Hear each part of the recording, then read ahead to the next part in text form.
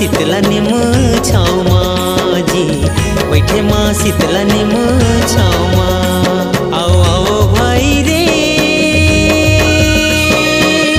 आए नवरात हमारे गाँव माँ, बैठे माँ शीतला निम छाव माँ जी, बैठे माँ शीतला निम छाव माँ।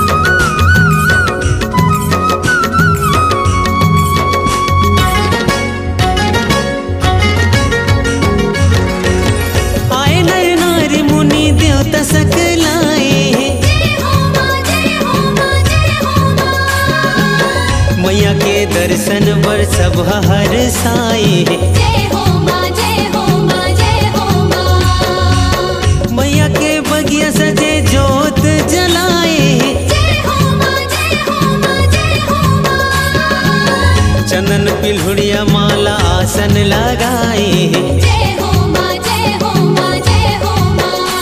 गाओ गाओ भाई रे,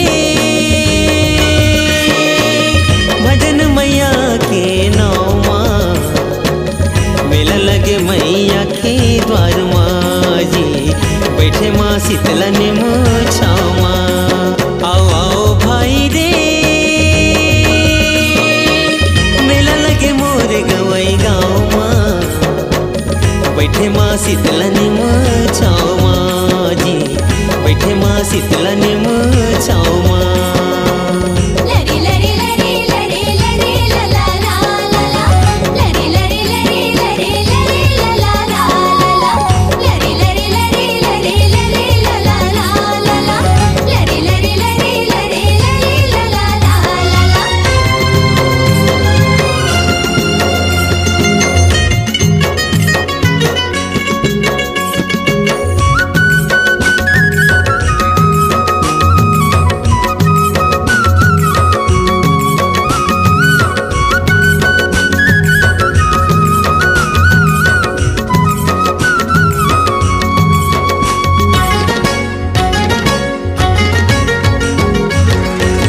रुखिराई चिरै चिरगुन सबो गुनगुनाए, जय हो माँ जय हो माँ जय हो माँ। मैया के शरण मन मनौती मनाए, जय हो माँ जय हो माँ जय हो माँ।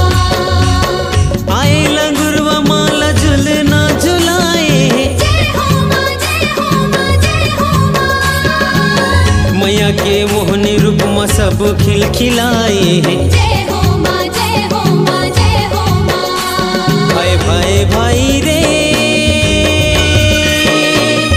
आज मोर मैया के ठाव मेला लगे मोर माई द्वार माँ जी, बैठे माँ शीतला निम छाव माँ।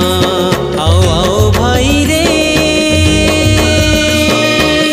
मेला लगे मोर गवई गाँव माँ, बैठे माँ शीतला निम छाव माँ जी, बैठे माँ शीतला निम छाव माँ।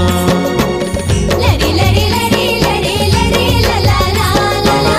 लरी लरी लरी लरी लरी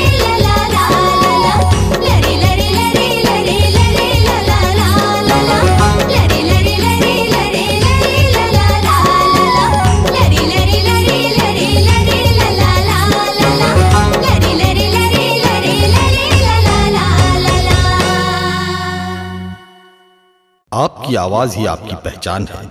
यदि आप अपनी आवाज को एक नया आयाम देना चाहते हैं तो चले आइए मल्टी ट्रैक डिजिटल रिकॉर्डिंग के लिए AVM audio video studio, Khamtarai, Raipur. Mobile number 9301523929 और 7869646201। यदि आप नए एवं पुराने गीत सुनना चाहते हैं तो avmgana.com में जाकर गाना फ्री डाउनलोड करें और YouTube चैनल में AVM गाना और KK कैसेट्स को सब्सक्राइब करें।